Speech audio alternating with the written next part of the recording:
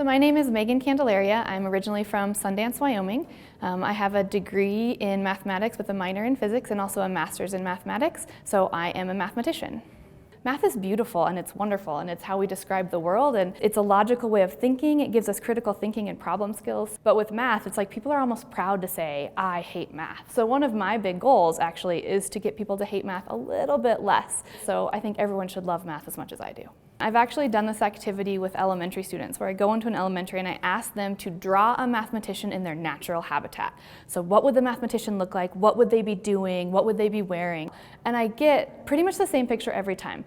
Almost everyone draws a white male when they draw a mathematician. A lot of times I get someone with crazy like Einstein hair. They usually have a pocket protector. They're often in front of a chalkboard and the chalkboard says something like 2 + 2 = 4. And so I'm happy to say that that's not true. There are a lot of women in math. I'm a woman in math. I know several other women in math. There are people of color. Some of our best actually mathematicians in history have been Indian, have been women, and they're just now starting to kind of get their due, which is really, really exciting. So a stereotypical mathematician really should change to look like anyone. A mathematician could be anyone. It could be you, it could be me, it could be your next door neighbor. You just don't know.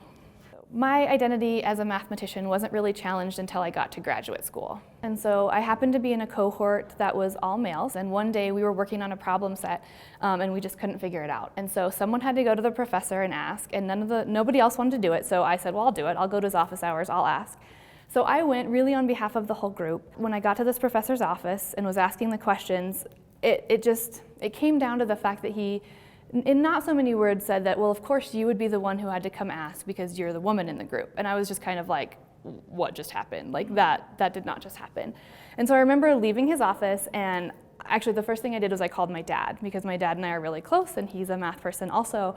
And so, thanks to my dad kind of talking me off the ledge, I just kind of let it go, and then what really happened is I worked really, really hard, and I got a fairly good grade in that class, and that professor ended up asking me to work on several projects with him, and so I kind of felt vindicated, like, okay, I showed you that, yeah, girls can do math too. And so regardless of whether he meant his comment or if it was just kind of an off-the-cuff thing that probably didn't mean nearly as much to him as what I took it. So I think it's really, really important that we portray this positive environment for girls in math and science, just to encourage them, because we don't know who's going to be the next great mathematician or engineer or scientist, and we don't want to cut anyone off.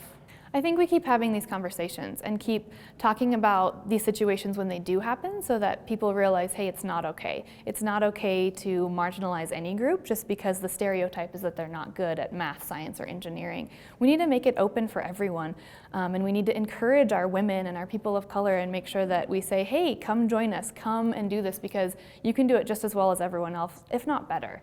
And I think that's what we need to do.